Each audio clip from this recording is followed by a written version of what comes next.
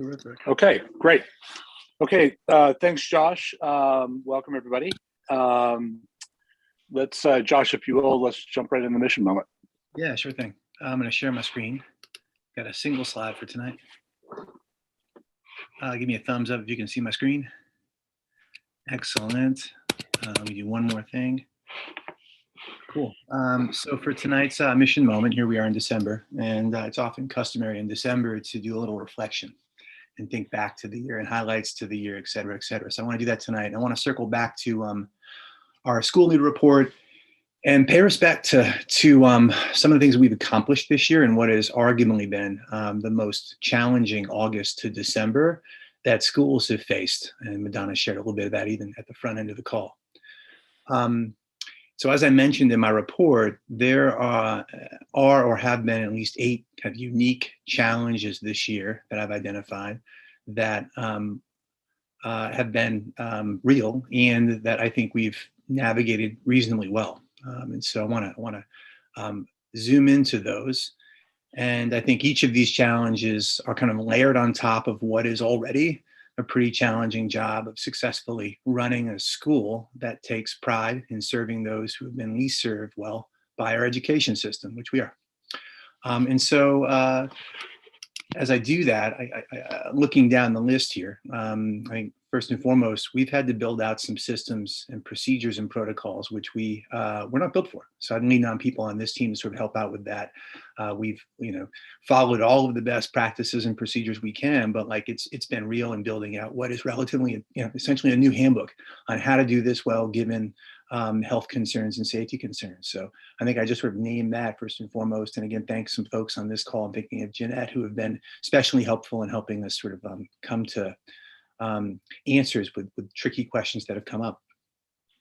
I think secondly, and I thank the DFC for their work here, we've had to create some rather new solutions to problems that we've never faced before at the high school, particularly because of space constraints and wanting to sort of safely physically distance. And so, from WeWork a few years ago that Jake said, hey, let's try this out, to crazy portable spaces that are still kind of in the works, but will be installed next year, to thinking about just how we use our space especially well.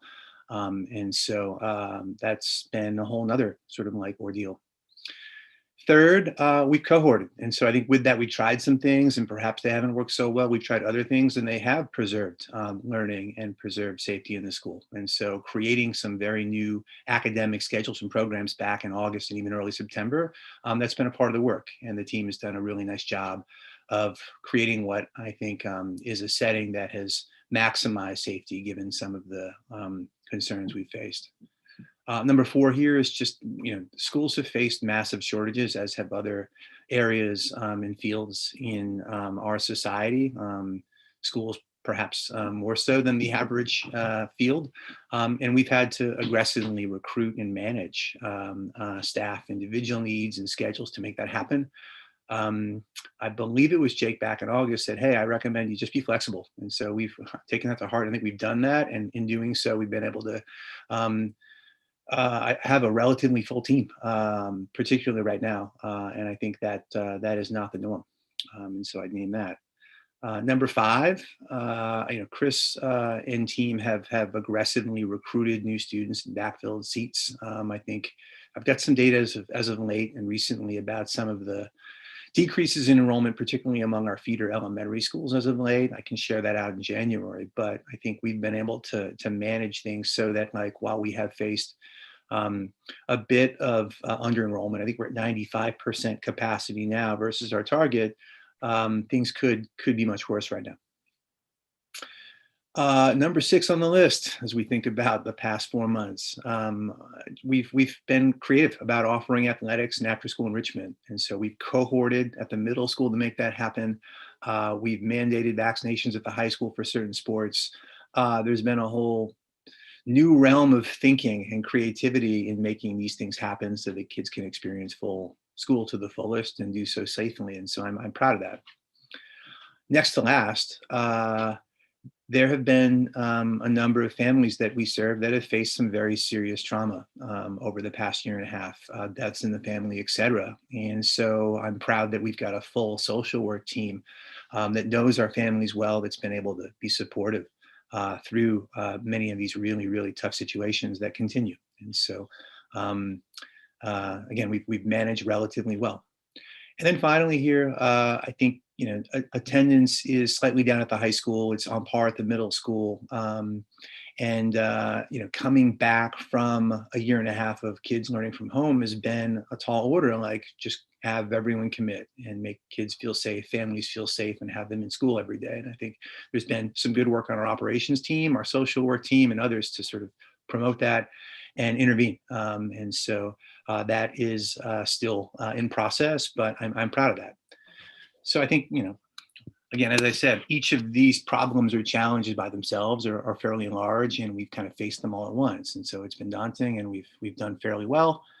As I think about each of these challenges that we've been able to manage, I attribute our good work thus far to three things. First, our organizational sort of structure, in which we've got some reinforcement and have been able to absorb some disruption, I think has worked out for us. And so as a governing team, you guys have offered feedback. We've wrestled with different ideas about org structure, but I do feel as if I've got a senior leadership team and leadership teams at both sites that have been able to shore up, take on perhaps positions that weren't necessarily core to their work initially, but has been instrumental in helping us fill in. Each of my team has faced individual challenges over the course of the year outside of school. And I think when those things have happened, we've been able to chip in and adjust. And so I think that's been important to our work thus far. Second, we've got some additional resources, and we've been able to staff up, and we've aggressively done that. And that's in light of increased teacher absences and shortages. So I think as a result, the stretch has perhaps been relatively less stretched in comparison to some of the neighboring schools that I've heard about and discussed and talked to. And then third, I think we've done some creative problem solving, and that includes my team members in addition to leaning on the support of this team here. I'm thinking back to some of the work that I wrestled with Jeanette on with regard to policies and protocols, the spacing stuff that we talked about, and then the academic challenges we faced. And so I do feel as if there's been some creative solutions found, and the intellectual sort of side of things has been strong for us and an advantage. And so I think as a result of all that, we're in a relatively strong position as we move into 2022. And I'm cautiously optimistic about being able to build forward as a school and not just sort of hold on. And so I think this in the end means good things for our students and the families we serve.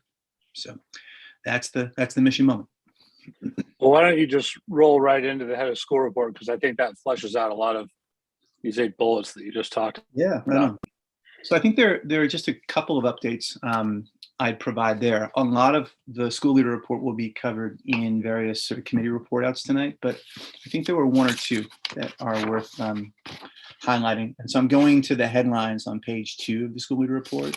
And so safety being one. And so just updates. Again, things are real. I had mentioned 2 or 3 days ago, this was written this weekend, that there were 0 student cases confirmed in the past 4 weeks. That have resulted in students quarantining. Over the past 2 days at the middle school, we did have a staff breakthrough case, which impacted essentially our entire 8th grade minus 24 students who are fully vaccinated. And so they are quarantining as of today and tomorrow through the week. So we'll be moving to remote for our 8th grade. And then this was yesterday, there was a 6th grade case. And so 2 of our sections in the 6th grade, as you know, we are cohorting, so that impacted 2 of our 4 sections, and those students are now quarantining for those that are either not vaccinated or are vaccinated and have some symptoms. So each time this happens, I think it's tough for school from a technical fashion and from an emotional sort of fashion. And so We have gotten better at kind of doing this well, and so I'm proud of the leadership of the middle school team and kind of being able to turn fairly quickly to maintain safety at school and also move to remote learning, which is the very best sort of thing we can give to our kids given the circumstances. So that's an update which just I think demonstrates or reflects some of the hardships of the year. Second, just want to touch on staffing. So as I mentioned here, we did mutually depart with one of our learning specialists at the middle school, and we've hired someone as a replacement there.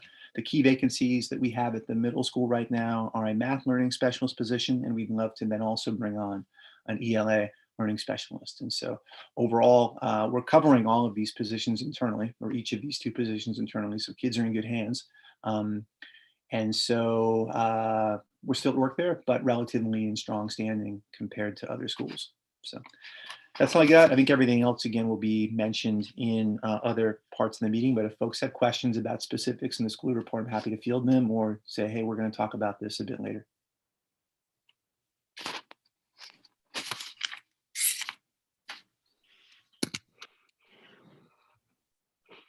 Okay, sounds like let's move to the dashboard then.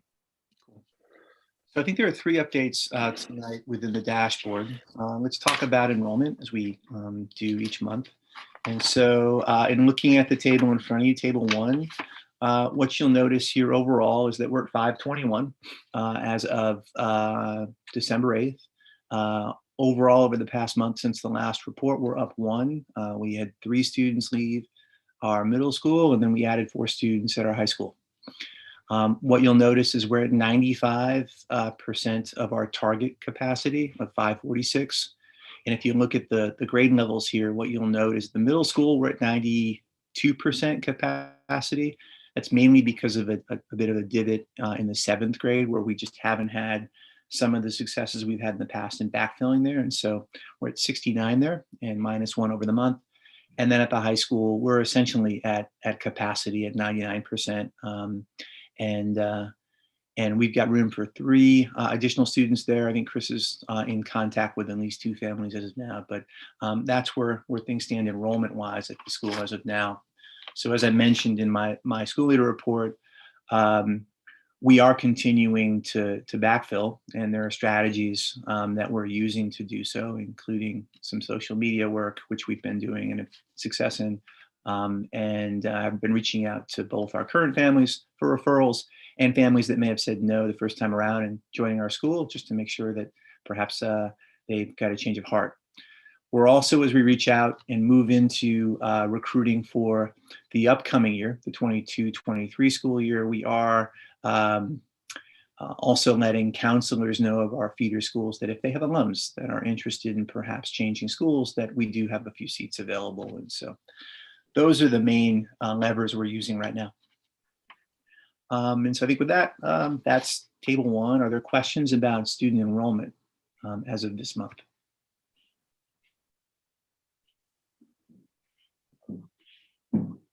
And or ideas about perhaps other things we might be doing that we're not currently doing?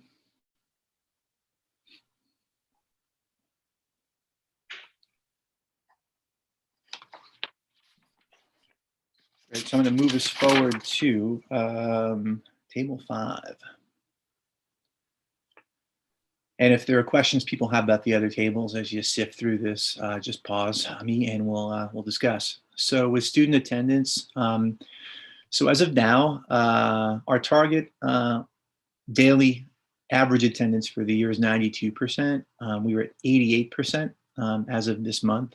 91% at the middle school, 85% at the high school. And so you see the breakdown by grade here, and then you see the change overall. And so very little change over the past month, although there's been a bit of a decrease at the high school. And I think what we've caught this month is that over the past 3 months, this has kind of been the case where there's been a slight decrease in the average attendance level at the high school. And so the team and I are now sort of looking at that data and looking to devise some kind of intervention for at the full school level as well as at the individual level. Although at the individual level, I feel pretty good about our social work team and operations teams who are doing that work.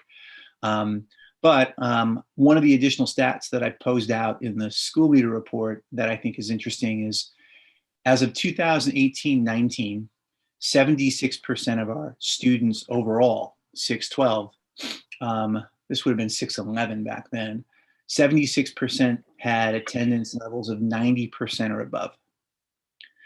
At the high school, and I haven't looked at this at the middle school yet because I just didn't, there was more of an interest in looking at what's going on with the high school. 48% of our students have attendance at the daily level of 90% or above. So there is a difference right now that we've got to find the root cause for. And I think this is very likely a trend across other schools too. But it's an opportunity for us to get better at this, particularly as a small school where we know our families well. So that is a priority in the coming month, and I'll report out updates in January. Josh, when you count attendance in those stats, I mean, do you exclude or count differently days when they're out because they're a contact to somebody who has COVID or because of COVID-related issues? I mean, could that explain a spike otherwise? No, great question. So we're able to, when looking at the data and analyzing things, we're able to disaggregate between those two values, like students who are quarantining but perhaps are still present virtually, versus those students who are perhaps just absent from school, or they're quarantining and don't take part in classes virtually. So we are able to kind of tease out the differences there, and so those are controlled for here. These attendance levels would include those students who are quarantining but do participate in school virtually when they're forced to quarantine. Okay, got it. Thank you. I just find it shocking. I can't remember where I saw it. Maybe it was in the other report that I think less than half of the kids are there 90% of the time. Yeah. Is that right? Yeah, that was the stat I just provided. Yeah, just under half. I mean, that's not good. Oh, yeah. Yeah. So in other words, about half our kids will, when there are 10 days of school, miss more than one day. And you're just starting. I mean, what are your initial thoughts? I mean, that's a big number. Yeah, no, that's a great question too. Like, why is this happening? What do you think it's due to? My sense is that we're coming off of a year and a half in which kids were at home, and that becomes like more comfortable for families, particularly high school families. And so if kids do not wish to be in school, I perhaps think that families are kind of more at ease with that. And I think also with this year, just if I mean the advice and recommendations, Ben, if you've got a cold, you're not feeling well, you might stay home. And so there's more of that going on. And so I guess in kind of thinking about this further, high school families, high school kids are more apt to perhaps be able to stay home when that happens, versus a middle school child. And so that might explain some of the differences between middle school and high school.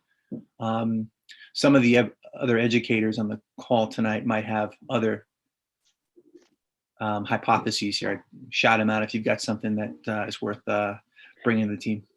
Yes, and I would say one thing to correct, Josh, something you said about attendance earlier. If we had flagged a child as someone who needs to quarantine and be at home, we've given them an opportunity to engage in remote instruction, and that's reflected in our attendance. However, if I am monitoring my child's symptom and my child says they have a sore throat and they've stayed home today, that is just an absence. And it would get not corrected, but once, let's say there was a positive case, that would then be a quarantine situation. We have given families the list of the CDC symptoms and said, what we need from you this year is monitoring for these symptoms. So as families are monitoring for them, they might say, I'm choosing to keep my child home today to monitor them. And they will come back if we have negative tests, if my child is feeling better. But I'm going to do the responsible thing. My children's school, I think, put it very well. My children's principal said, in the past, being a committed community member might mean fighting through, feeling a little off. Right now, being a committed community member means staying home if I'm not well. So there's just a different sort of metric that we're working with now, like a different line that folks are experiencing. And I think there is a good deal of fatigue going on with both adults and children. So sometimes folks may just not feel well, and maybe balancing a need to want to push through, but also a need to keep the community safe. So I think that that's just a very different landscape that we're looking at when we're looking at percentages compared to the past. That all makes sense. Two questions. Is it like there are only 10 kids that are absent half the time that is causing this? Or is it pretty much, as you describe, Melissa, that it's probably more parents being careful before they let them back? Question number one. Question number two, if a parent keeps a kid at home because they want to be careful that they're not really sick, is that kid able to participate remotely in that scenario? And does that count toward attendance? Right now, just a quarantine is not opt-in. We must tell you that you're quarantining. So if you have COVID or you are exposed to someone with COVID and you're not vaccinated, those are the students that we count as present. However, if I don't feel well and my mom says I stay home, I do have access to work each day. So it wouldn't be reflected in our attendance numbers, even if I'm I'm super cautious and I'm engaged. I might not be falling behind, even if my attendance doesn't look like it might have 2 years ago. And then to my first, are you seeing that a very small number of students are absent an enormous amount at the time that might be driving these numbers in the wrong direction? Or is it kind of across the board, low level, high absenteeism, or higher elevated absenteeism across the board? Or do you have 20 kids that are absent all the time and that's what's causing the spike? We have more students at the high school who are now experiencing and receiving kind of tier 3 more intensive interventions because of like chronic absenteeism than we've had in past years, and significantly more at the high school than middle school. And I think we're also witnessing students who perhaps are staying home more often for the reasons that Melissa stated earlier. They might not be feeling well, and in a typical year they may come to school, and now they're being more cautious. I've seen the same thing in the schools that I'm in, especially the high schools. And sometimes it just comes down to the weather, where if I go to a school where it's raining really hard or it's really cold outside, the attendance is going to be lower than normal than what it would have been in past years, just because students they know they have the option of working from home, and that's what they've done for the past year and a half. So it's definitely something that's across the board.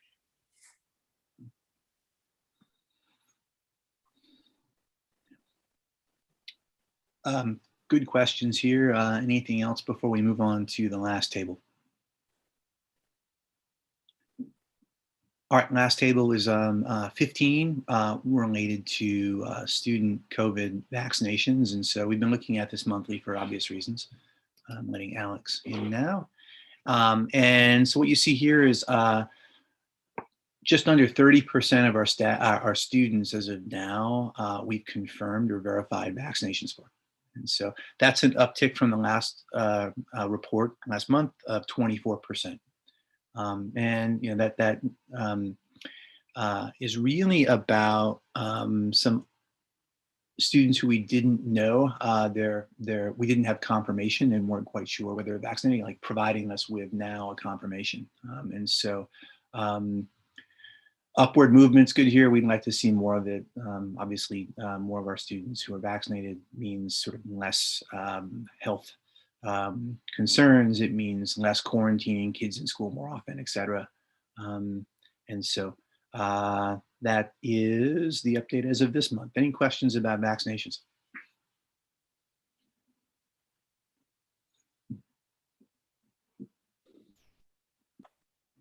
Okay, so I think we move on from the dashboard unless there are any final questions related to other tables not explicitly discussed. Okay, let's do strategic planning. Okay, so for tonight, I think it's great to have Josh Phillips here. It was also great to have Madonna sort of fill us in on kind of some of the experiences she's had over the past couple of months and her good work. Josh is here tonight just because he's been a friend of the school for the past 3 years. I've had the privilege of working with him pretty directly and receiving kind of his support over the past 3 years. And so I think this year, the past few months, he's been a window into like what other schools are kind of experiencing and facing, and allowed for us to sort of, maybe get a heads up, maybe think differently about a specific problem we're wrestling with, et cetera. And so I invited Josh tonight to both provide some insights on broad sort of landscape of schools in New York City as he's seen it this year, as well as thinking about kind of what that means in relation and with Unity. And so wanted to open up to folks here to pose out any sorts of questions they have for him. But let me share my screen one more time. I've got 2 slides that Josh wanted to perhaps use as a part of this part of the meeting. And yeah, so let's see here.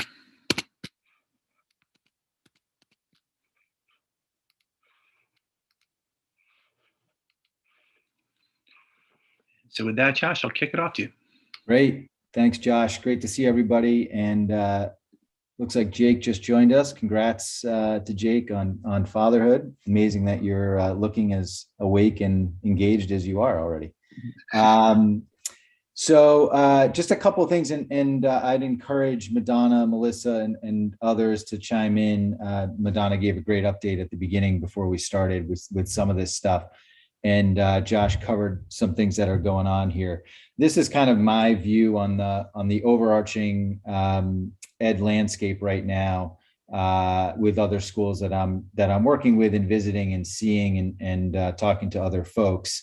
It's not a particularly bright picture, and these are from what I would consider to be the upper tier of schools in terms of performance. So we're seeing pretty significant teacher shortage. I know that that's a thing that's happening, across the country in various industries. It's definitely happening at schools in New York City. In addition to shortage, there's a lot of teachers who are calling out during the course of a given week. Some of it is due to illness. Some of it is unknown why it's happening, but it's definitely happening, and it's causing challenges when it comes to coverage. There are several schools who I've been in touch with and talking to, principals in particular at high schools, who are really having a challenging time in terms of school culture. And we're not talking about sort of your day-to-day classroom management challenges with students. We're talking about some pretty significant issues. Some violent type stuff happening at schools that traditionally do not see that, in particular at high schools. Student attendance, you all just got through that, and I agree with much of what Melissa and Josh and Madonna were talking about. Student attendance is just down across all the schools that I've been working with, and roughly around 5%. There's a lot of openings at the kind of administrative network level. So in addition to teacher shortage, there are some medium to large charter school management organizations that have a ton of openings at their network and central offices. I think this was a time where people who were maybe in the nonprofit space seeing an opportunity to go to the for-profit space or to get promotions at other nonprofits. So that's definitely a challenge right now for those CMOs. And then really just now, and hopefully this will be able to remain given some of the things going on with the new variant, but schools just now are starting to settle into a routine. It was very helter-skelter, I would say, in particular in September, October, and really the beginning of November. Really just around Thanksgiving did I feel like schools started to settle into a sense of normalcy.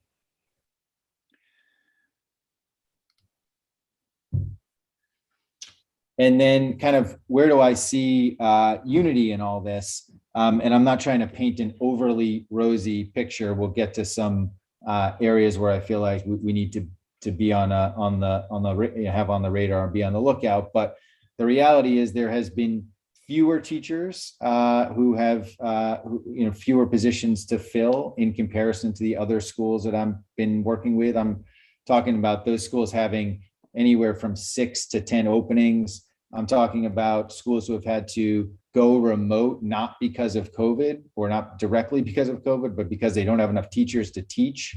Those are pretty drastic situations for, again, schools that traditionally are higher performing. Teacher attendance is, my understanding, relatively normal to previous years. And so there may be some coverage challenges at Unity, but not to the extent that I'm seeing at other schools. The middle school culture seems, I visited last week and spent a good chunk of time at the middle school, seemed normal to me, and relatively stable. And I think the high school culture, from conversations with folks at Unity, seems to be on the right trajectory and certainly better than some of the other high schools with which I work. Attendance, we just talked about. There doesn't seem to be significant open administrative positions. And the conversations I've had with Josh and with others at Unity seems like it's in more of a routine, and not just getting there. It's been that way since the early fall. Josh, I don't have a slide for this, but I think the last sort of bit for you is, Sure. So if we were to look forward a few months from now, Yeah. and sort of say, man, this didn't go well, like there were some issues here that came up. The question for you was like, what do you sort of think they might be? And that's based on both what you saw at our school, our conversations, as well as what you've seen at other schools. Yeah, absolutely. No, that's exactly right. So I often ask this question of Josh and others that I work with around, so what's going to go, what could go wrong here? Or if we don't get this right, why is that going to be the case? And I look at 3 potential areas to consider, and I've been pushing Josh and others on this at Unity. One is related to potential teacher and leader attrition, both during the school year and arguably more importantly, as we start to head into or think about the 22-23 school year. And this is a human capital challenge or opportunity for Unity, in that they've been able to largely hold on to their teachers and find new teachers to come during the middle of the year to fill some of the openings that did exist. And so if I were in Josh's shoes, if I was in Melissa's shoes, I would be really focused on ensuring that the teachers, in particular, the top 20% and kind of that middle 60%, are inclined to stay at Unity now and inclined to stay at Unity heading into 22-23. And the same goes for the department coaches and anybody who's on the school leadership teams, staying put and wanting to come back.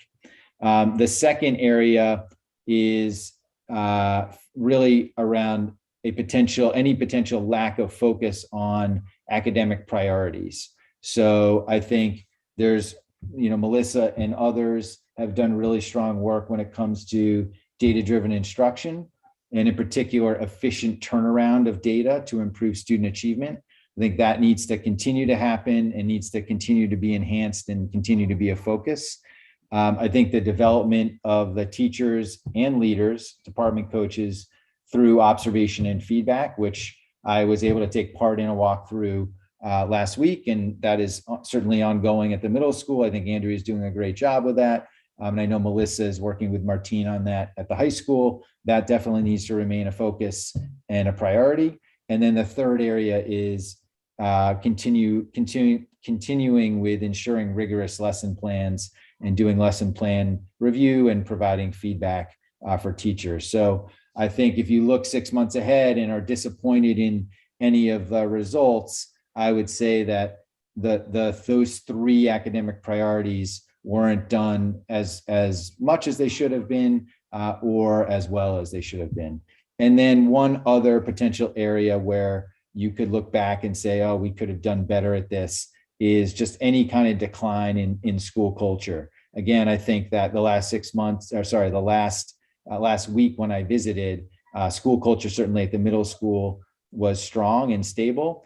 I think any drop in that or any weakness in that is going to lead to weaker student achievement results. And you don't want to have any kind of drop in expectations of students moving forward, because that will lead to some challenges when it comes to school culture. So that's that's where I see, if you're going to do any kind of post-mortem review, those are the areas I'd be looking out for. Josh, that's really helpful. Thank you. Sure. How concerned or not are you about the lack of testing data since COVID started? In terms of state testing data, or in terms of state and other, and in terms of sort of how are we gonna, and what could go wrong in the next 6 months, that would have been on my list of sort of, do we really know how the kids are doing right now? Yeah, I would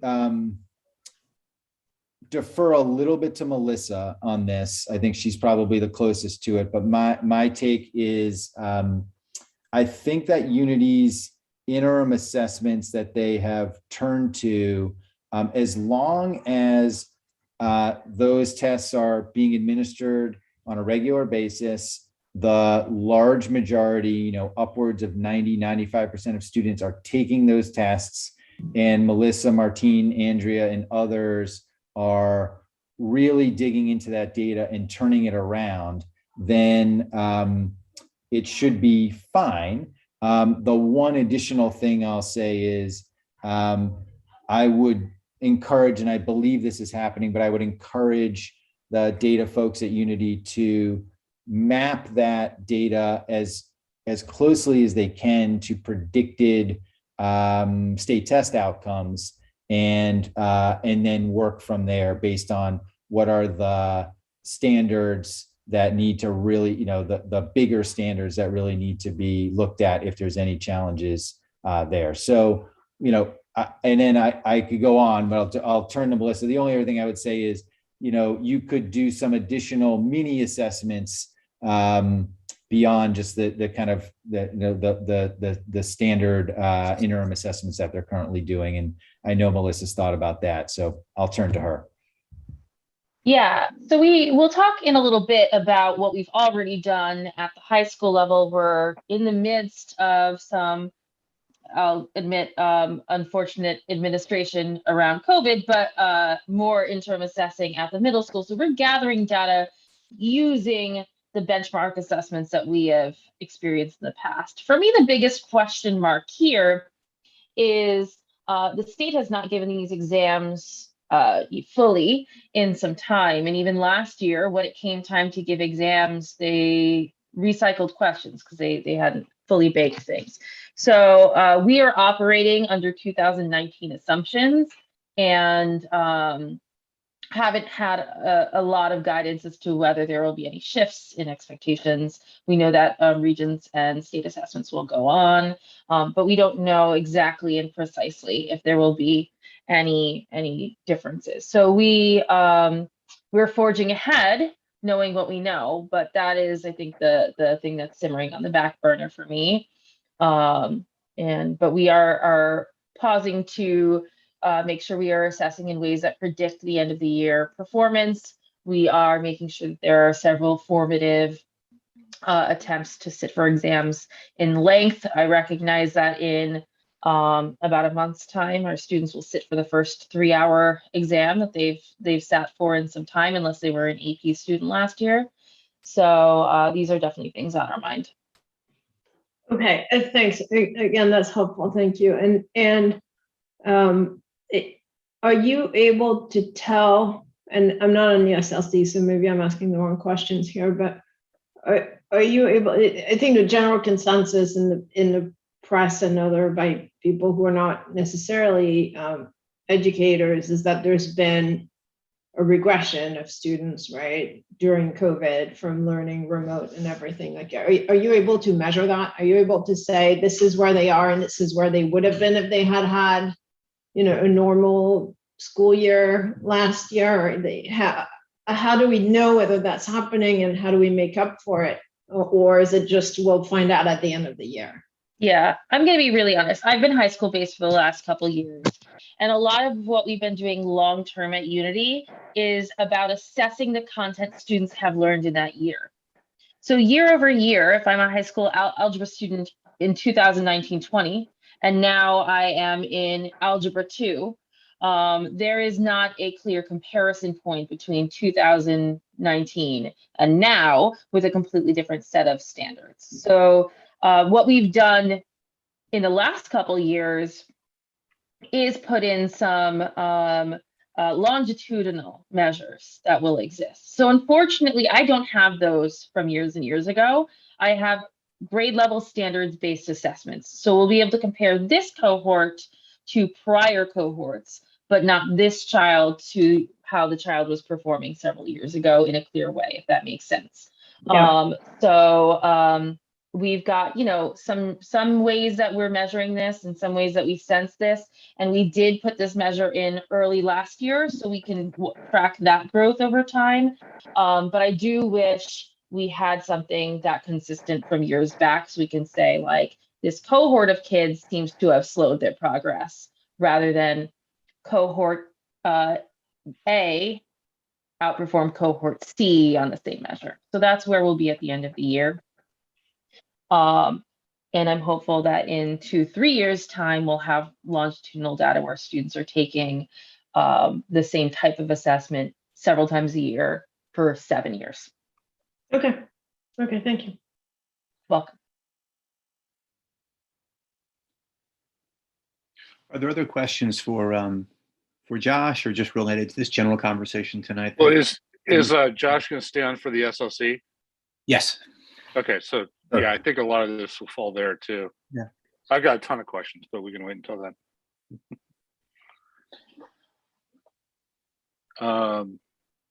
Where are we? You want to go straight to the ASC? Yeah, let's do that. I believe Alex is on. Hi, Alex. Hi, everybody. Hi, I'm going to give you screen sharing privileges. Sounds good. Chris is going to give you screen sharing privileges.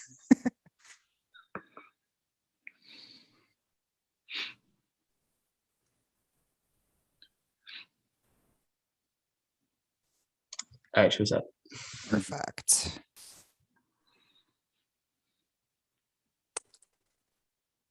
Okay. Everybody see the screen okay? Size is good.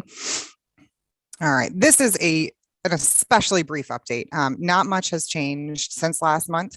We discussed with the Finance Committee on Friday.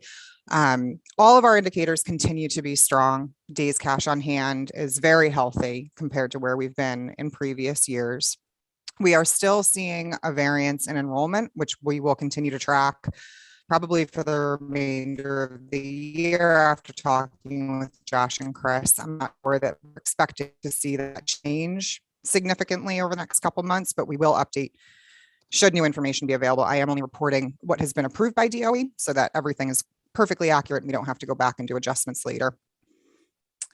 When we look at the profit and loss statement, you'll see that our net income right now is about $1.9 million. Now that does include the PPP loan that we brought onto the books this year, even though the expenses were matched last year. If we adjust out the PPP and our matched COVID grant income and expenses, we end up with adjusted net income of about $347,000 compared to the $693,000 that we had budgeted. That is consistent with the variance in enrollment. So it's, that's nothing outside of what we've been discussing thus far, but we still continue to have grant opportunities. We will continue to leverage those grants to support the students, offset some of these unexpected costs like COVID testing, increases in transportation, and things like that. Cash flow continues to be healthy for the remainder of this calendar year and well into next calendar year. So I don't see anything concerning in any of the financials. Right now, of the $170,000 in COVID grants that we have recognized, about $150,000 supports payroll and staffing. Some of those are new positions or people who have had to take on additional responsibilities related to COVID. Any questions? I just have one quick request. It's on page 2 of this report. if you could go there. Oh boy, I think we're looking at different things. Oh yeah, okay, I think that's it. Yeah, so down toward the bottom section, the budgeting, revenue, and expenses, the projected revenue from operations is 15,359,573, and below that is 14 million. Mhm. So when we started the year, we talked about how, and then moving over to the right, in that other box over there, we've got the Title I, II. Dropping down below, we've got the ARP, CRSA, et cetera, PPP. I think we need to track, because we talked about we've got this additional money coming in via grants that are not long-term. And so we're going to have, an uplift in revenues, and we're going to hire into that. So we have a 14 million in expenses versus the 12.7 budget. We all understood that was going to happen. Can we get something that shows, and I think, were these 3-year grants, or what was the moving over to the right, these ARPs or ESSER, all that sort of stuff, are these just one-offs, or is? Depends on the grant. Yeah. Okay. So the ARP ESSER is a 3-year grant. They backdated it to March 2020, so we could go back for expenses, but because the audit was already completed and we're continuing to incur plenty of new expenses, we were going to keep it this fiscal year moving forward. That grant terminates in 2024. ESSER 2 was a 3-year grant. ESSER, I believe, was a 2-year grant, and then the PPP was just, for payroll last year. And when you say ESSER is a 2-year grant, is that 100,000 a year for 2 years? So no, that was the total of that Okay. grant that was allocated was $165,000 to Unity. We recognized 65,000 of it last year, so we put the remaining in the budget for this year. So we will expend that. So that even highlights more where I was going. I'd like to see how the 14 gets reduced down closer to our steady state of maybe a 13 as these grants roll off. So the projected expenses, that 14 million, that is just for this year.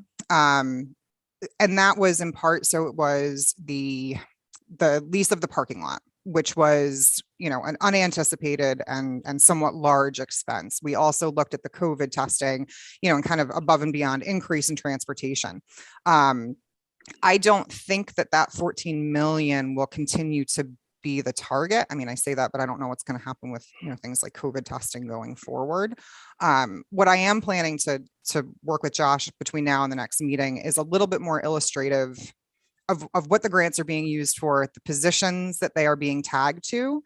So, that we understand when there's this drop off, what changes and what doesn't. We know that the money changes, but that's all I want to see. We knew we were going to spend more. We got the money, and we were supposed to hire people and do all that, and we knew that. That's what it's there for. I just want to see how, when the money goes away, how the costs go away too. That's it. Absolutely. Yeah.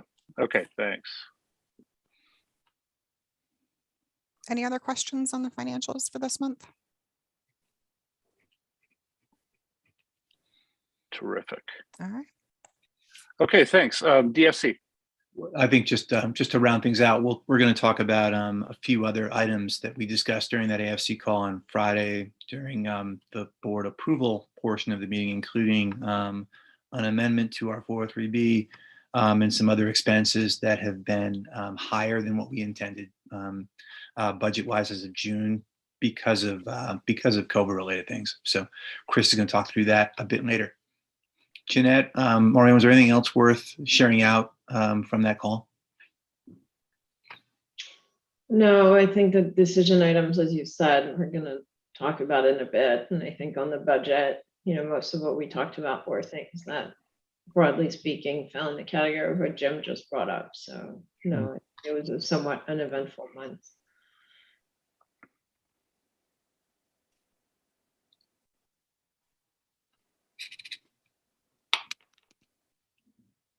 Okay, should we move on? Any other questions, or should we? Let's go to DFC.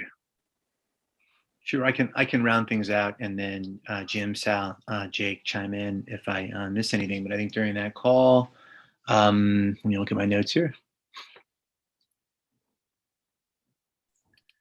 So I think on the development end of things, we did provide an update on just kind of where we are with fundraising this year. The goal for the year is $200,000.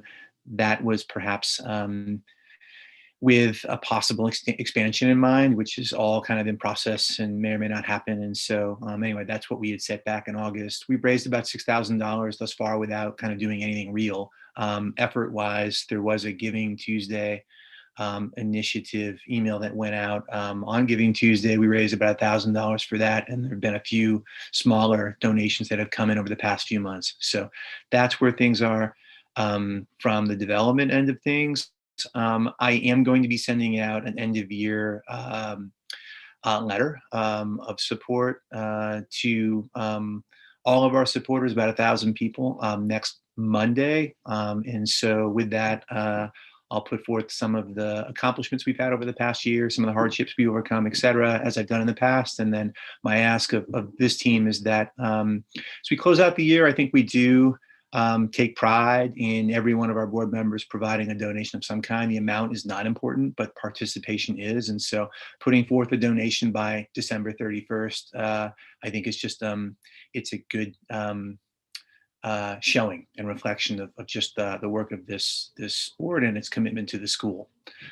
In addition to that, I asked that you also, if you all have kind of big networks, and so if you're able to ask individual friends, family members, folks you work with, to make a pledge to an important cause, a public school in New York City, that would also be appreciated. And so I can send out whatever resources you need. If you need a sample letter of some kind, that we've done that in the past, I'm happy to do that. Just reach out to me with any sorts of questions or inquiries there.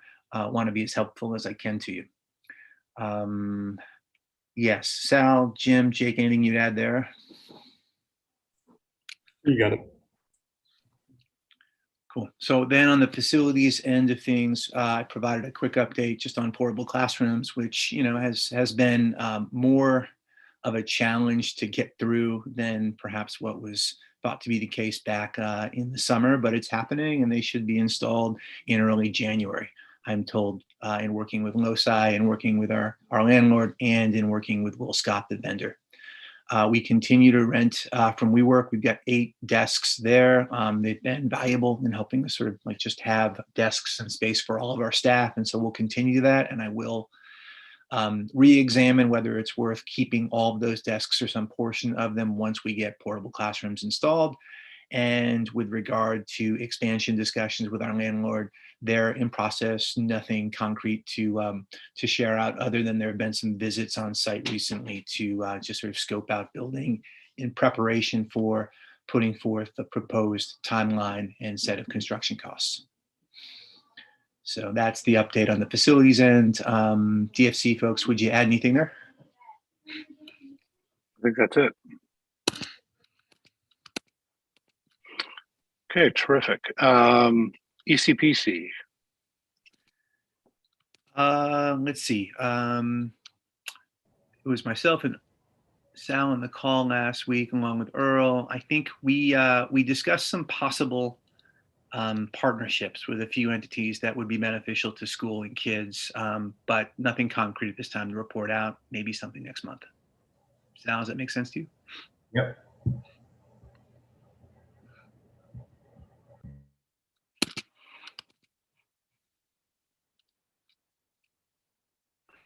Okay, SLC. Great. So I think what we're going to do now is share out I-1 results at the high school. Melissa's going to do that, and I'm going to share my screen so everyone can see a few of the visuals that we presented to SLC last week.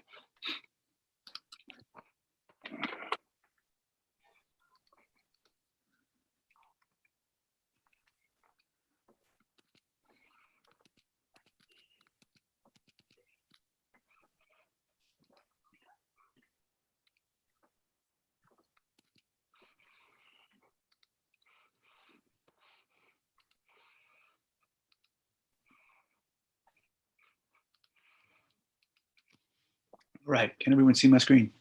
Thumbs up. All right. Melissa, Great. Yeah. So we're going to dive into, this is related to a lot of the questions we were talking about a bit earlier, but some analysis and action planning as a result of our interim assessment round 1 results specifically at the high school. Next slide, Josh. All right. So our purpose here is to understand the progress towards end-line assessments, as well as get a picture of what students have learned thus far. We're going to go through this for just our high school Regents courses and our AP courses. This exam was given to students that don't have end-line assessments at the end of the year. There's big benchmarks, but we're going to dig in. This is going to be plenty for us now, and we'll go through some of the actions and next steps. Okay. So we're going to go through the purpose of IAs at Unity. IAs are short for interim assessments. They're the predictable assessments that we give at the high school quarterly, at the middle school each trimester. And these assessments are designed using big end-line assessments in mind.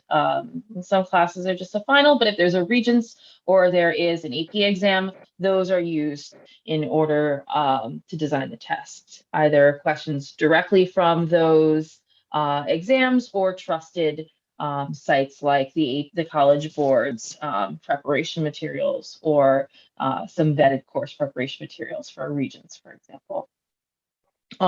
They are internally created by our department chairs using these assessments, but generally they only, the first few at least, only include the content standards that students have learned thus far. So they do serve 3 purposes. The first one is seeing how students have done on what they've learned so far this year. They serve as predictive for end of year state assessment to a degree. And then they provide direction in teachers in their instruction. So if a student has a D fallen behind this, these exams let us know that, and they allow teachers to plan redos and reteaches for those students, as well as small group instruction and tutoring. So I'm going to just clarify one thing before we go into this, the headlines and the actual data. So this is the first round assessment. This covered the information that students learned at the quarter point of the year, the first quarter point of the year. And while the assessments going forward will be very similar in structure to an end of year assessment like a Regents or an AP, these were shorter and given in class because students just hadn't learned enough information to have a 3-hour exam yet, and that to be worth canceling all the instruction that would be necessary to cancel in order to give multiple rounds of 3-hour assessments. That's coming up for students next month, but here we're looking at exam style questions of the content students have learned in a truncated manner. So that may anticipate some of the questions we've heard. Now, biggest headline for the high school, given our internal assessments, we seem on track to meet many of our Regents and AP goals in most of our classes, and we'll go into that now. Next slide, Josh. All right, so I'm going to orient folks to what you're looking at here. I'll give folks a minute to look at that, ask clarifying questions on the next 2 slides, and then we'll go into some of the bigger implications. So the left side has our Regents facing courses. You're looking at the percentage of students who were proficient, not the overall scores, but the percentage of students who were proficient using the Regents scale. So we scaled this just the same way the state of New York does. Your first column has our 18-19 results. You're looking at some vintage results here because this is the last time that all Unity students who are eligible sat for the Regents exam. So we have that for both all students and students with disabilities. Then the colorful column there in the middle, IA1, is all students taken together, the percentage of students who scored proficient or higher. And then also for students with disabilities. And then you see on the right side our 2021-22 targets for all students and students with disabilities. Where you see green, we exceeded our target of percentage of students proficient. The yellow is within 5%, and then red is below target. A little bit of context here for some things you're seeing. Those two, global and US history, the history regions there, those are subject areas where students either take an AP exam or a Regents exam when we're giving these assessments. Students who are taking AP exam, the AP exam and the Regents exam are similar in format. The AP exam is the more challenging exam. Wisdom generally says that if students can do well on that exam, they're going to be A-okay on the Regents. So all of the students who've taken that AP exam are not included in this data. And then you also see that kind of lime greenish slide. We had a surprise large quarantine go into effect, including having several teachers out the day this exam was given. So it did not get inputted into our Illuminate our exam system in the same way. We've anticipated that for the next set of exams, but so we don't have a clean way to cut the data for students with disabilities the same way we have here. So I'll give everybody a minute of look time, and then I'll see if there's any clarifying questions. Yeah, the thing that jumps out, geometry, algebra 2, or even algebra 1, 18 and 19 results versus today. I mean, what geometry 11 to 96. What's going on with some of those huge moves? So a couple of things. Remember that this is 1/4 of the content that'll be on the exam. So we didn't test kids on things that they've never been taught yet. And it's a shorter exam. So that's number one. But number two, a class like geometry, we're seeing this across the board in this class. This was one of our most struggling classes from the perspective of credit accrual and student grades for many years. And this teacher has just been doing a lot more work. This class is now co-taught across the board. There are 0 geometry classes at Unity right now that are single taught. So there is a strong co-teacher in alongside a teacher who's been teaching the subject now for several years. So I think that also in this data is that students are doing better now than they have in the past. But if I had 4 times as much content and a much longer exam, do I think this number will go down a little bit? I do. But I don't think it'll go down nearly to that 11% or that 0% for students with disabilities. I think it'd look more like our goal.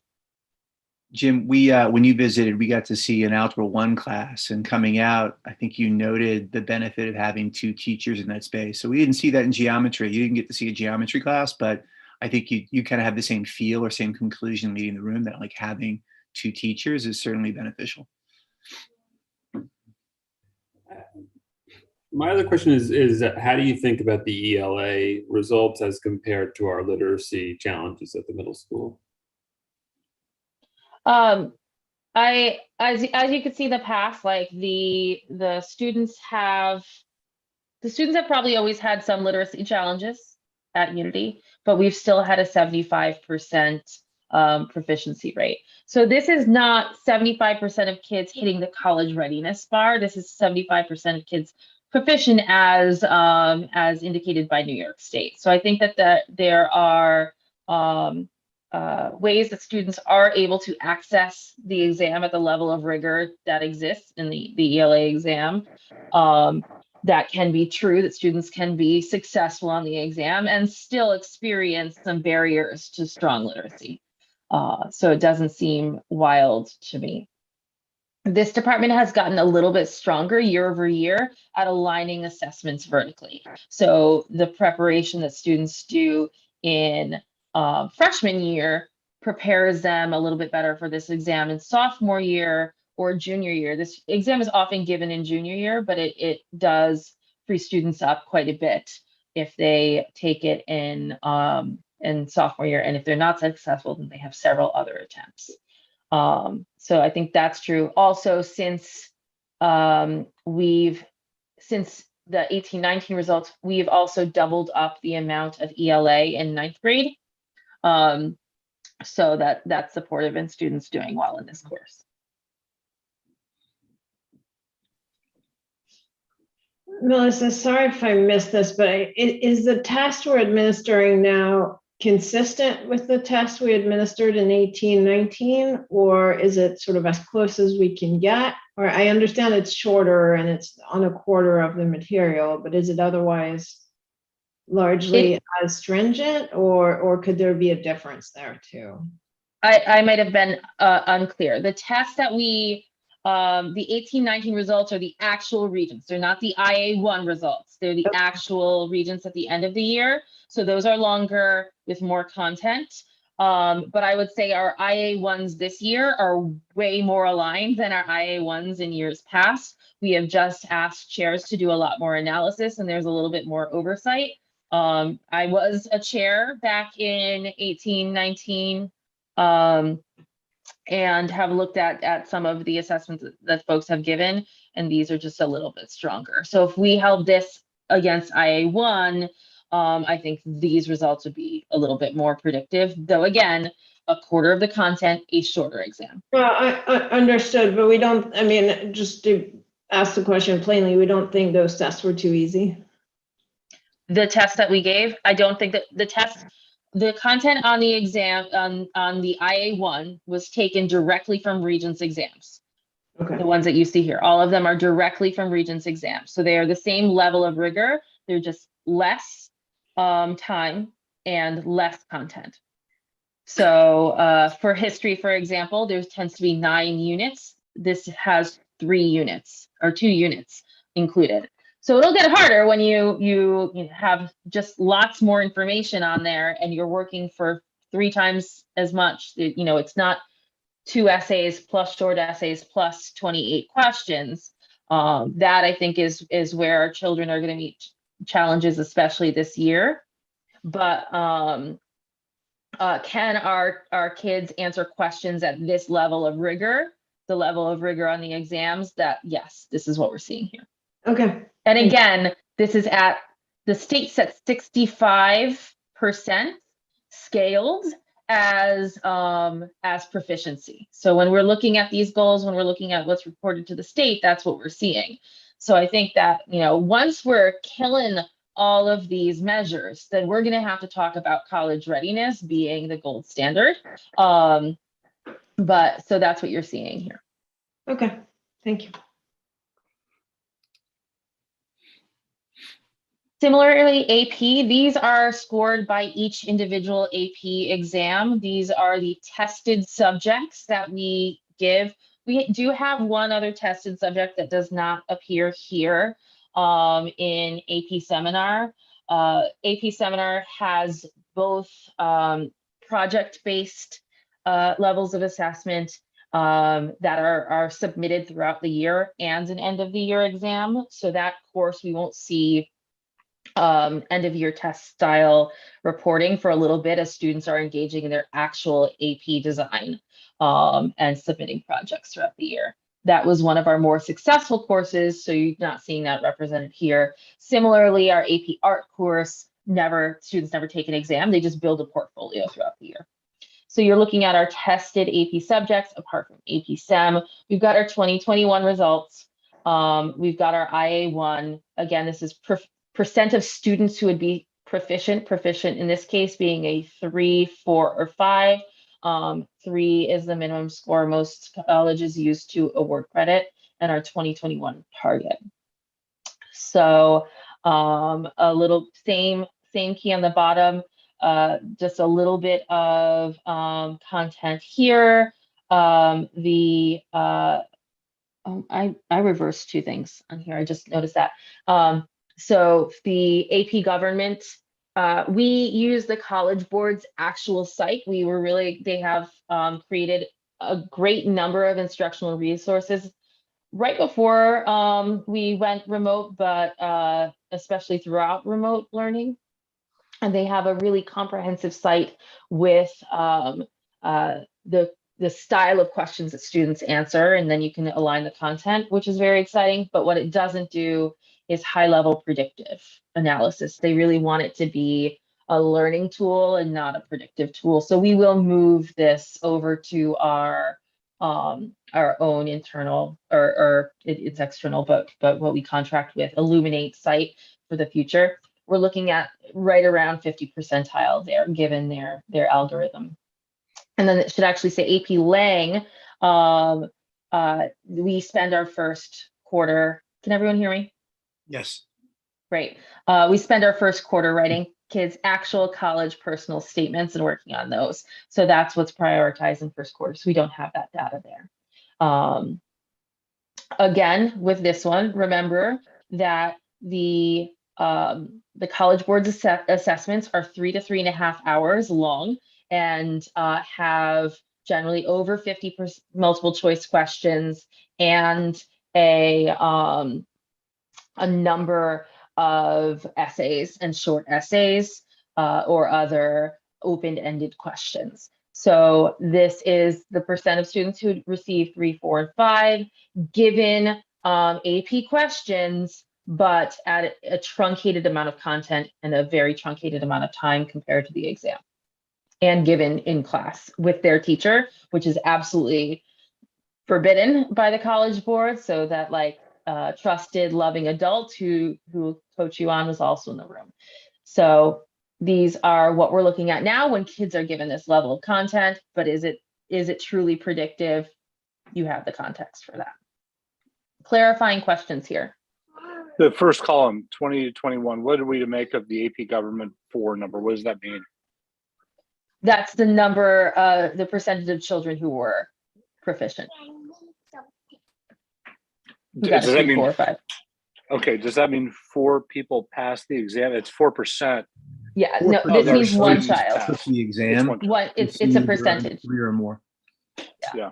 So that's, and remember, like our AP results are so contextualized because we've given them 3 times in 3 different ways. We gave them once in not all these courses in our first ever year of having advanced placement. Then we gave an incredibly truncated remote exam that was put together by the College Board last minute, valiantly, but last minute. And then last year, students took this exam remotely from home, given a host of challenges. So our comparative numbers will never be, are not yet perfect. But we do have last year's results where a number of children took them. So that's what we're looking at. Got it. Thanks.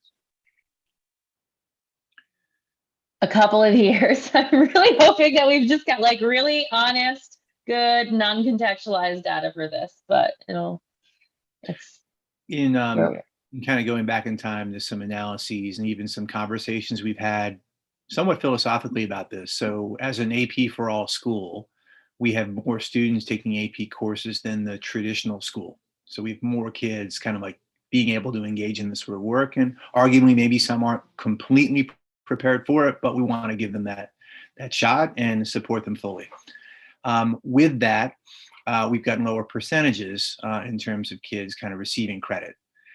On any given exam, so we have exactly the same amount of likelihood that any child will leave Unity with at least 1 score. Yeah, so in the end, percentage-wise, percentage of students leaving our school with maybe a course credit in AP as they move on to college, the numbers are about the same as a traditional school. And so that makes us feel good. So in looking at the targets for 21, 22, if we were to meet those, and those are ambitious but reasonable, we'd find ourselves in a situation in which we're now beyond the sort of average percentage of students in a graduating cohort who are leaving our school with some AP credit.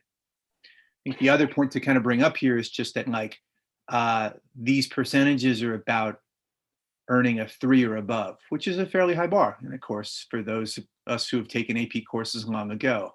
And so this doesn't include kids who are earning 2s.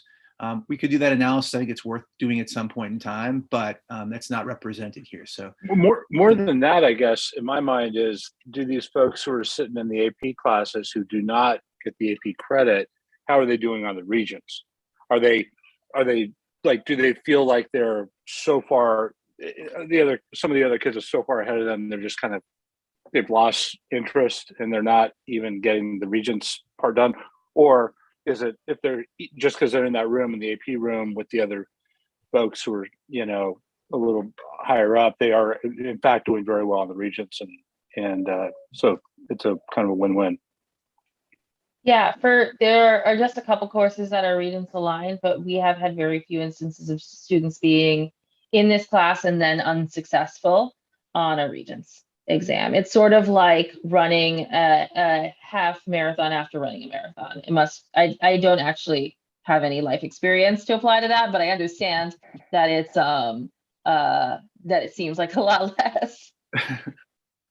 So, but again, we have exactly 1 year where children took an AP exam and then also took a Regents exam. But I can only think of one child who was not successful. I think that's pretty consistent, Melissa, with what I've seen. If the rigor bar is as high as the AP, students are going to do just fine on the Regents. That's historically what I've seen. Yeah. And then we don't have, we have limited years and 0 non-COVID years of college persistence data, but the College Board has put out some studies which say that generally students who challenge themselves to take these exams, even if they score a 1, tend to persist in college and do better than other students who do not, which makes sense. It's the level of rigor is kind of a dress rehearsal. So if you get it, a second time and you're like, oh, I think I remember that from AP, it's supportive.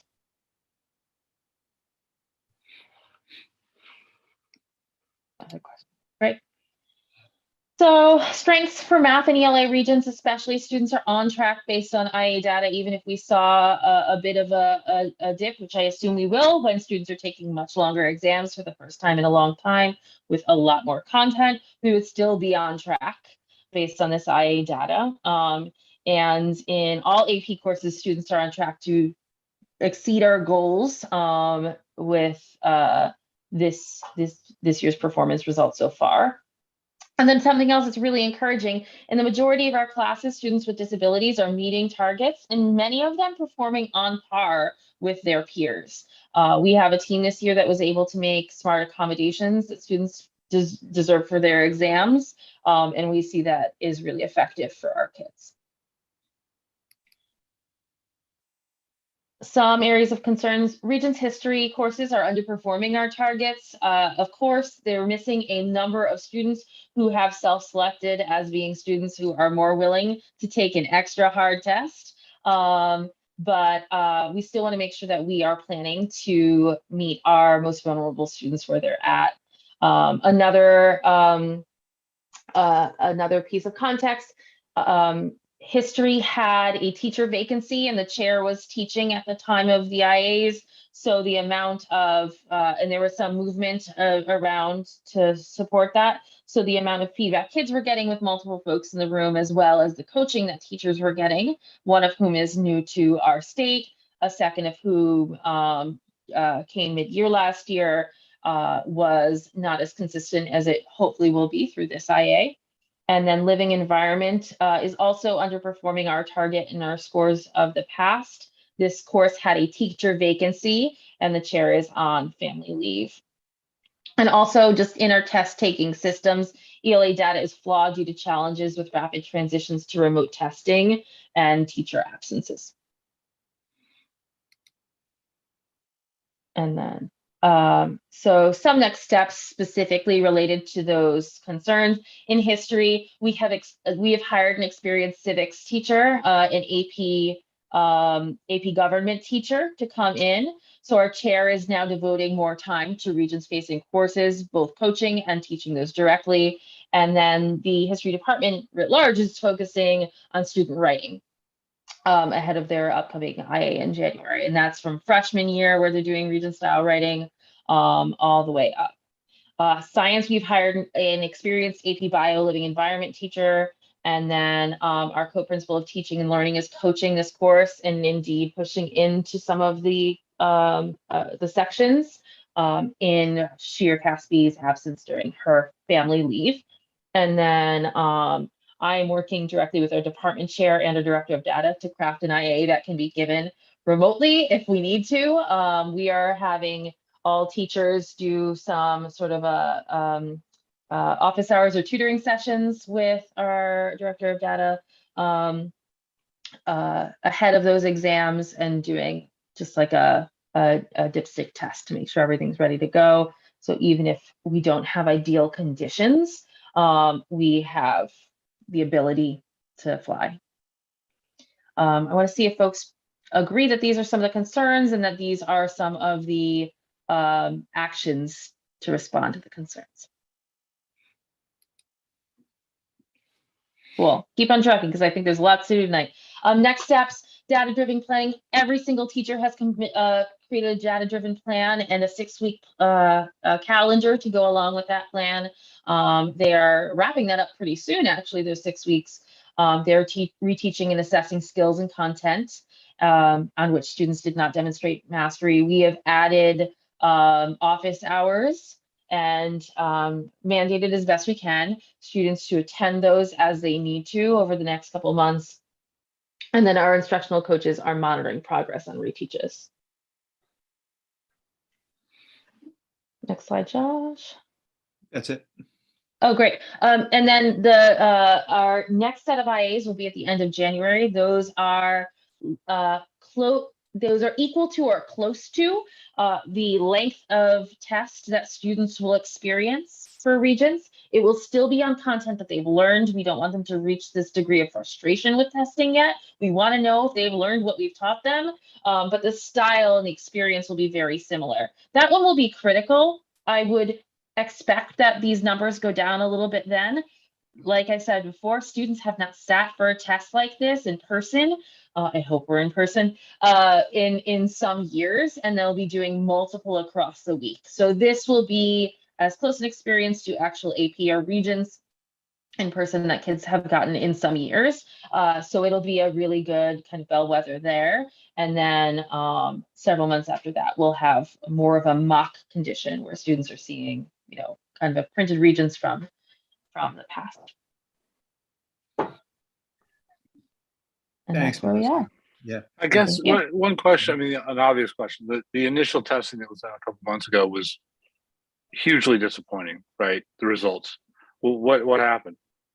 Star testing? Yeah. How should we think about the difference between what happened at the beginning of the year and what we're seeing today? Yeah, those test different things. One, so STAR tests are cold tests that kids are given to look at their reading and numeracy and math skills. These are tests that are aligned to information kids have been taught. So when kids are taught something, they get lots of practice and feedback on it. They can do things even if there are some skill gaps that make it hard to do that. So those are differences in tests. And then we will, during this next round, have another at bat with that STAR testing too. And we'll see if students have really accelerated, if getting this kind of direct instruction is supportive of them from a skills basis too. And in both schools, there are some we're directly addressing skill gaps around in those areas. And then there's some digging in data that we're doing as well. In response to the STAR data, we've given other more robust long assessments on skills, and sometimes those assessments don't agree. Sometimes we see that the STAR data looks low compared to, say, a running record, which I think may look a little artificially high too. So we're doing a little bit more investigation to see why that was so low while simultaneously supporting students with their skills. And I'm hopeful that we'll see a pretty steep incline when we take STAR again at the end of January. I guess, Josh Phillips, what do you think? When you see this?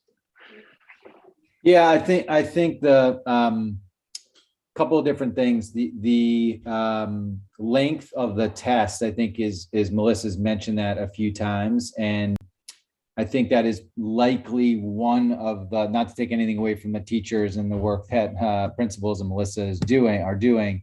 I think that, you know, taking a full length test with all of the material in comparison to a shorter test with the material that you've just been taught, that's going to sort of boost up the scores.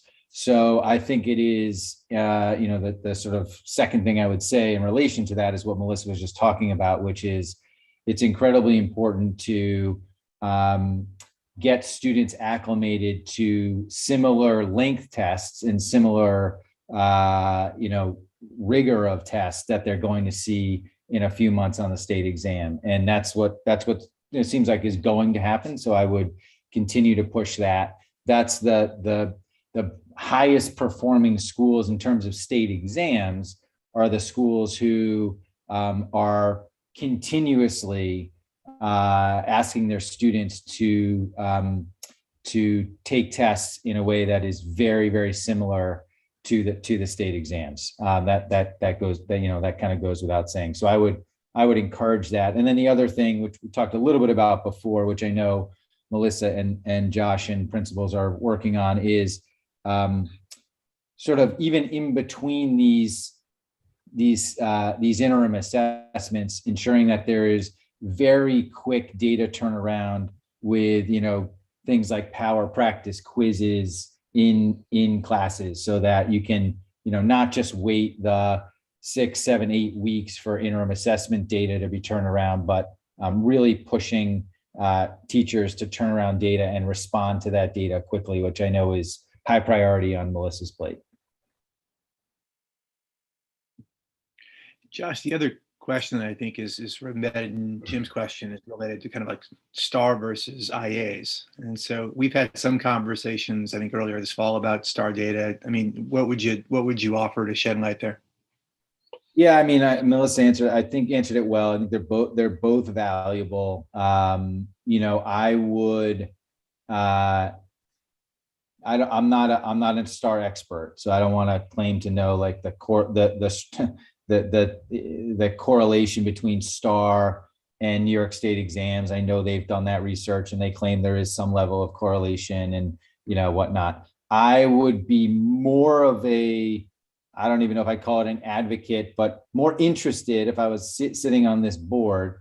I would be more interested in some of the data that Melissa just shared, because I think it is let me back up. If you're looking and trying to figure out how students are going to do on New York State exams, on Regents, and on the AP, and getting closer to that college readiness bar, which is, I think, as Melissa pointed out correctly, sort of where you ultimately want to go, then this set of data is going to take precedence over the STAR data.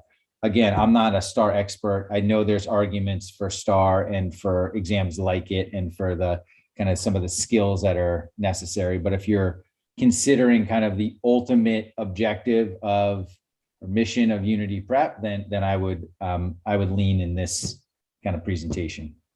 Yeah, they answer different questions for me. I think Marianne asked earlier, do we know if students are like came in with a deficit year over year?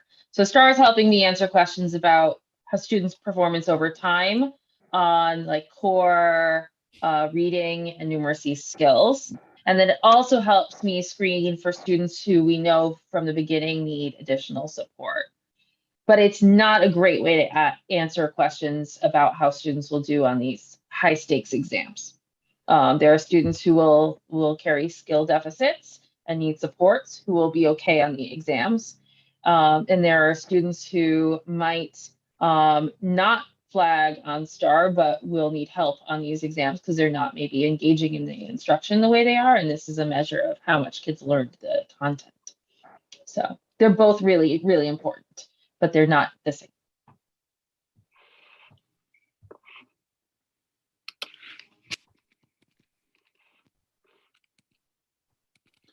One more thing for Josh Phillips. This, so we're taking a snapshot, shorter tests, things of, in your experience with other schools, are you seeing something like how are we doing compared to other folks, given the data we're looking at here? The other schools, the other K through 8 schools, so this would be more about middle school than Unity's high school, are seeing about a 25 to some cases 40% decline in student achievement. That's kind of the drop off. And if you think about it, if you were a 7th grade student in March of 2020, so you were sort of maybe not quite, maybe 2/3 of the way, not quite 2/3 of the way done your 7th grade year. You were largely remote, even if you were hybrid, you were largely remote for your 8th grade year. And we know that that was kind of a wash. It was, the data still hasn't totally come out yet, but it wasn't a great academic year for the large majority of schools. You now are in 9th grade, taking either pre-algebra or algebra class, and likely algebra, with skills based on your 7th grade year, not even all the way through your 7th grade year. So that is just a massive gap to make up. And, it's hard for me to compare Unity's academic results right now with others because they're just, they're taking different interim assessments, and wouldn't be a fair comparison. But suffice it to say that other schools are seeing significant drops in their interim assessments. High school, I don't know if I would be able to give you a percentage. I think that they're dealing more with cultural challenges, the ones, the schools that I'm working with, than they are with, maybe not with their 9th grade, but certainly 9th and 10th grade are seeing both cultural and academic challenges. I think the 11th and 12th graders are settled back in a little earlier and have fewer academic drops. Not the most precise answer. It's hard for me to really compare. If they took the same assessments, I could. Look, I think the data is going to come in over the course of the next year, and it's not going to be pretty. I just want to, make sure we're ahead of the curve on all that stuff, because everything I'm reading right now, Mariana alluded to it earlier, it's really, really pretty bad what COVID did to these kids. But yeah. The only other final thing I would say is that I think, and this is hard to do, but I given how far kids are behind, but it has to be a combination of, and you have to thread the needle here, but a combination of remediation and acceleration. Like, you can't get caught in just remediation. You'll never reach the academic rigor bar there. So you have to, it's why I think it's really wonderful that Unity's persevering with the AP classes in high school, even, despite some of the challenges with that. That's the bar that we have to get to in order for kids to be ready for college success. And so you have to do a ton of remedial tutoring and additional support while also pushing kids, with rigor. And I've said this a couple of times, but our students are going to have to sit down and write multiple essays by hand. Our students are going to have to read a lot of text fast. They have skills now that our students a couple years ago didn't have. Like, there was some worrying 21st century tech gaps. We were tech light at Unity. We had one laptop cart, and our kids have built skills in areas that we're not assessing in the same way right now, that I think will help them long term. But some of the things that we have assessed in the past and will assess again, we're going to take a hit on this year, I'm sure.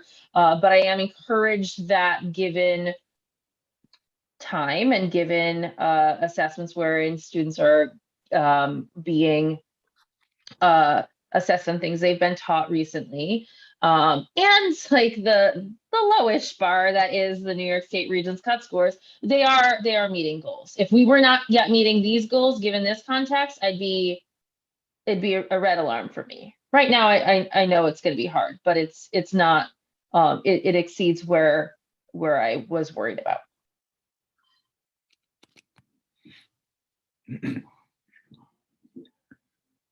And so more next month. We'll be talking about middle school IAs in January. And then, as Melissa said, in February, we should have a sense of growth as measured by STAR, both in reading and in math.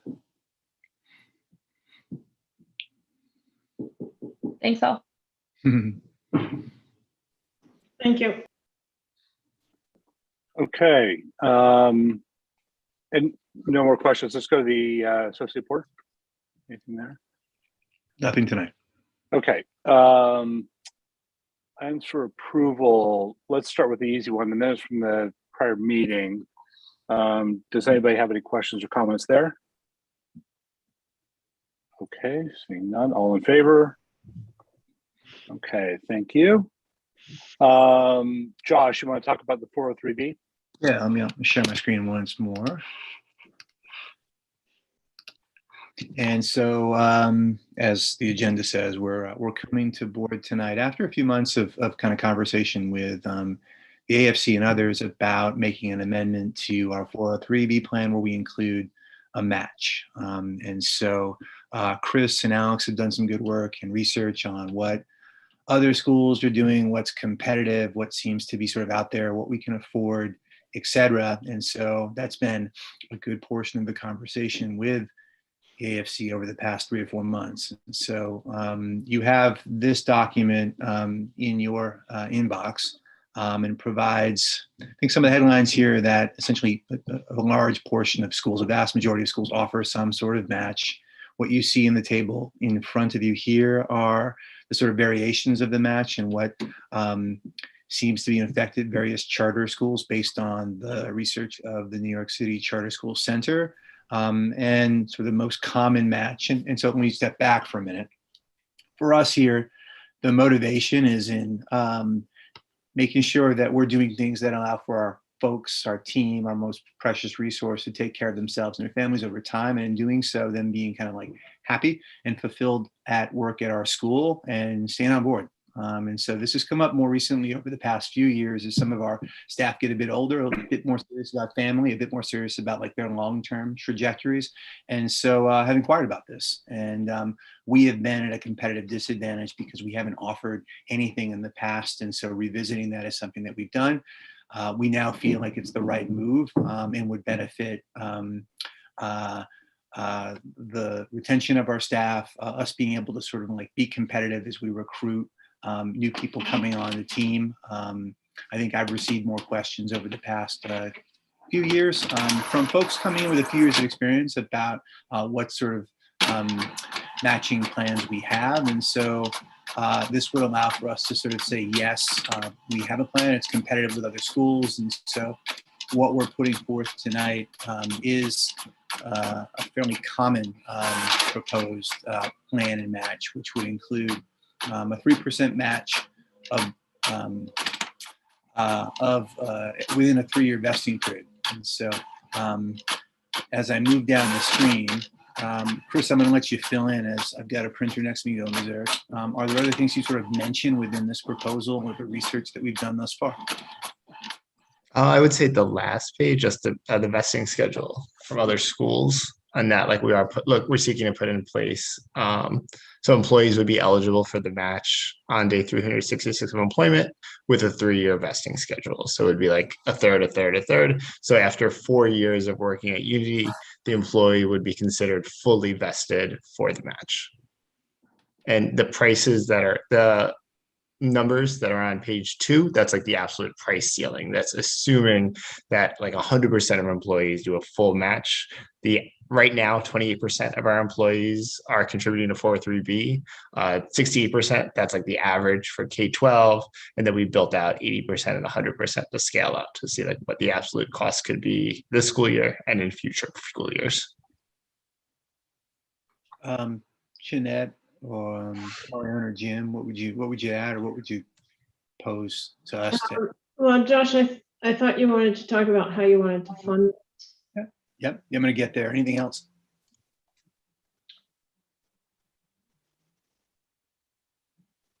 No, I mean, I think we've talked about this for a long time. I think, you know, I can talk about this better once you talk about the funding, but yeah, Josh and team feel strongly that we're at a competitive disadvantage not doing this. I think again, Josh, go ahead and walk us through sort of how you think this ends up paying for itself or not, because I think my commentary builds on that more than the other way around. So just before going to that within this table here, so again, headlines here, vast majority of schools are offering some kind of match. We want to do the same.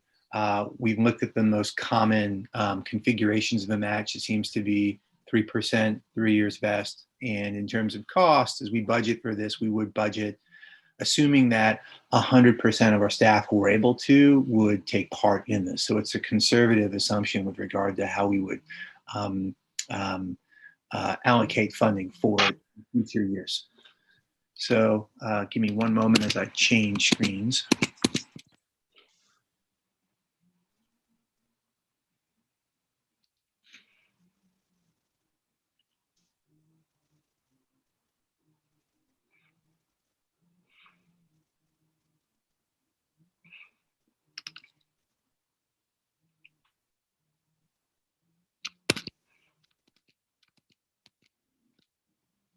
Okay.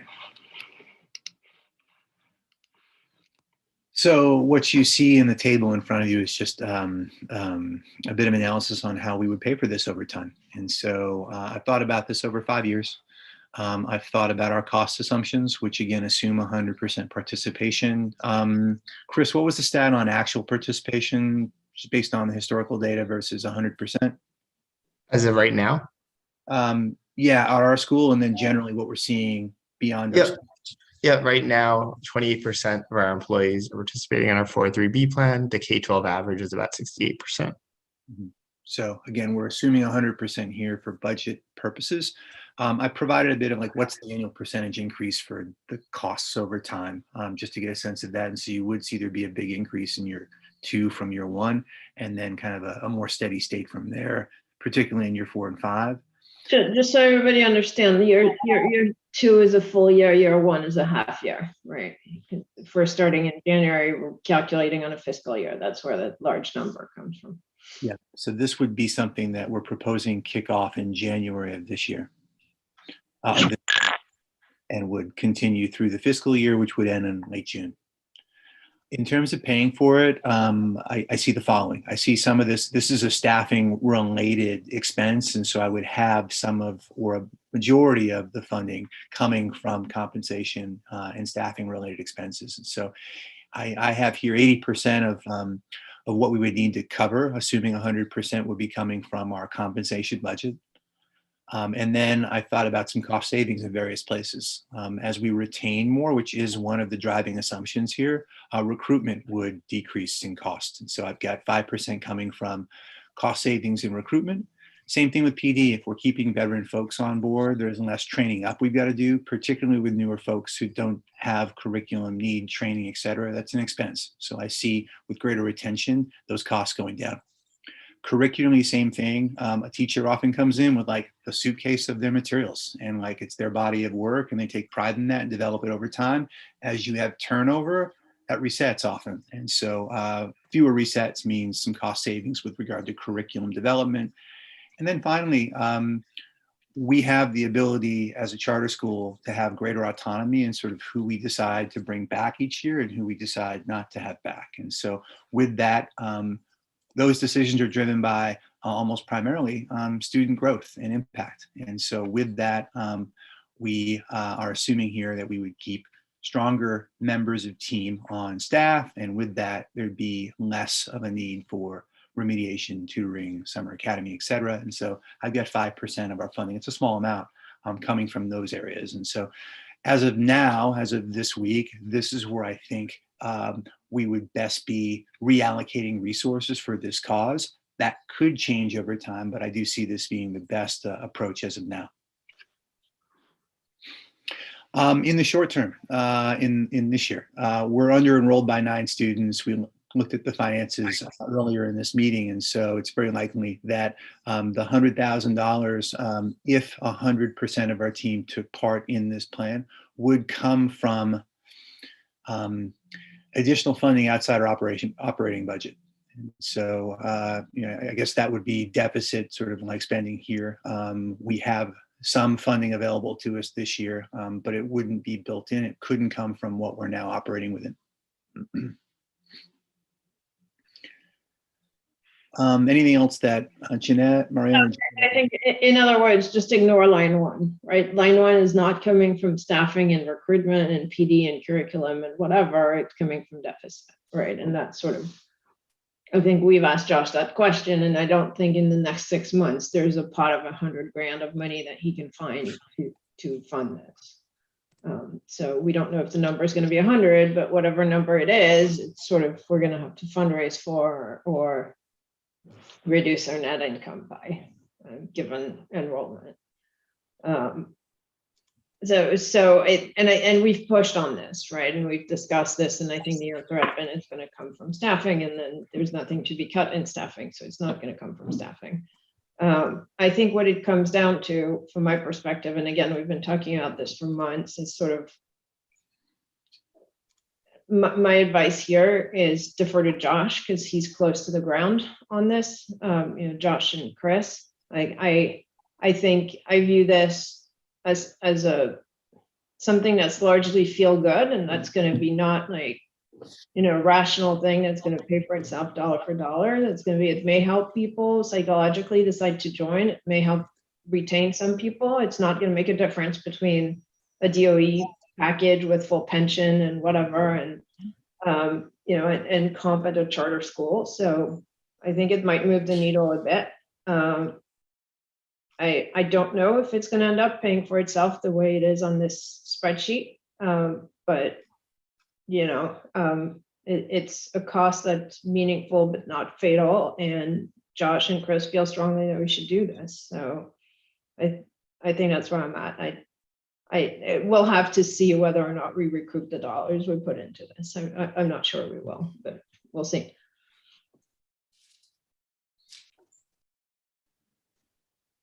That's where I am too.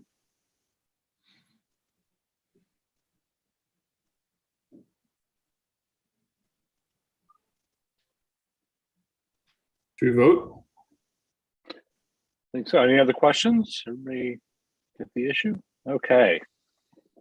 Great, thanks. Okay, so 403B plan for employees.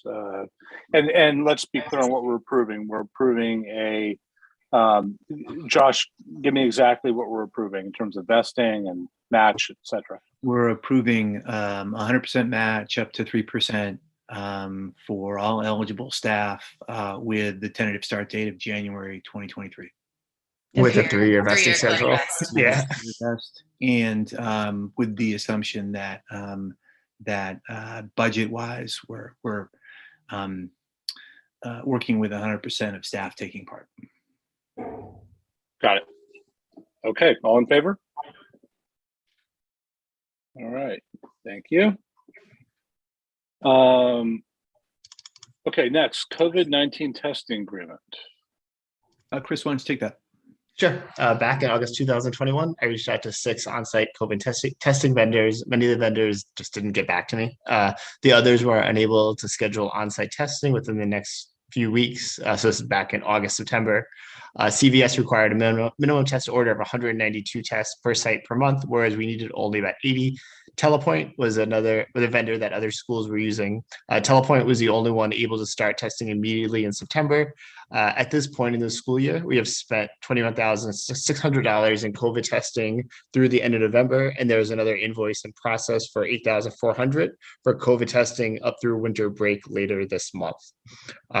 So essentially, the on-site COVID testing has recognized 3 positive COVID cases among our students this school year, and that otherwise would have possibly gone identified.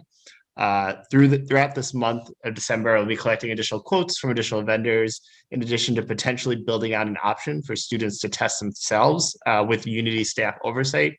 But at this point, since the payments to Telepoint have exceeded $20,000, we need board approval. So essentially, I'm requesting up to $40,000 to cover this month invoice, the payment so far, and the time it might take to find another vendor.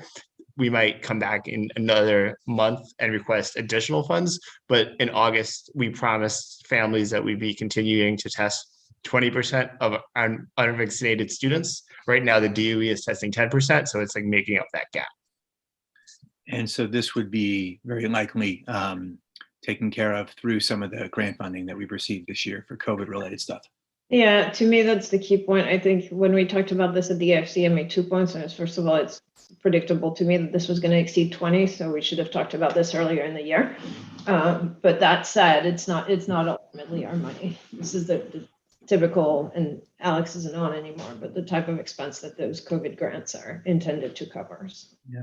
And on the ground, I got to check in with some students today who were taking part in testing with the DOE, and the 3 students who I checked in with had all been tested now 3 times over the course of the past 3 months with the school and the DOE or with Telepoint. So on average, it seems to be sort of like what's going on, which is significantly more than our neighboring school downstairs, but feels right in keeping people safe. I don't think anybody's going to argue that you should do less COVID testing. No. Right, especially now. So I think that makes sense. Is the approval for monies already spent plus another, what is it? Will this cover us for the year? Or what are we asking for here? I was assuming to ask for 40K. Right now, we're throughout the month of December and including December, it'll be at about 30. I would like to circle back and find some additional quotes. Telepoint is getting quite costly, so I am exploring other options throughout the month. So if we can approve 40 now and then circle back and look at it again in January, or we could approve an additional amount now and build it out through February, March. No, let's figure out what the additional is before we approve something. Yeah. Okay. Okay, so the approval is for 40,000, request is for 40,000 for COVID testing. All in favor? Thank you. And that's with an agreement with Telepoint. That's the vendor we'd be using. Yep. Okay, next item is bus transportation. Sure. Similar narrative. The school bus in prior years was $375 per day. The same bus company this year, we're asking $425 per day, and the contract was all set up. The day before the bus was scheduled to begin, September 10th, they informed us of a driver shortage nationwide, and we were stuck without a Unity bus for a few weeks. We did find a new company called Royalty. It's now in place, and the bus is running well daily at $585 per day. For best practice, I reached out to another company called Shelby. They asked for $700 a day. So Royalty is a better option price-wise. Many other bus companies that I reached out to informed us that they are not available to provide any school buses because of a driver shortage this year at all. Right now, about 30 students are riding on the bus every day. So far this school year, we have spent $14,000 to the new school bus company, and I would like to continue with this for the remainder of the school year, which I'm pushing it out might cost up to $80,000 is what I'm estimating for the school year. 2 years ago, I think the amount that we were spending was $64,000. There was an article in the Wall Street Journal on this issue, I think last week, how nobody wants to drive these buses anymore, and it's just the cost has spiked across the country. Still, even from the beginning of the year. Oh wow! Yeah. Damn. Yeah. Okay, any questions? Just make sure you find a reputable company for next year that doesn't decide not to show up the day before they're supposed to start. I was shocked. We've been with them for 2 years and they've always been great. And then the day before, but yeah, heard. Okay, all in favor? Thank you. Okay, moving on, public comments. So no members of the public here. We'll move to the next item. Josh, you want to talk about the next meeting or? Yeah, so I mentioned middle school IAs last time around. We'll be in 2023, so we'll begin kind of thinking about what that means for the next 6 months and even in the planning for the coming year. So there may be a few agenda items related to that. And we'll only have experienced about 2.5 weeks of school during the next meeting. So there won't be as much going on with the break. So that's, I think that's the preview. Okay. Excellent, thank you. Okay, so that being said, let's close this meeting and move to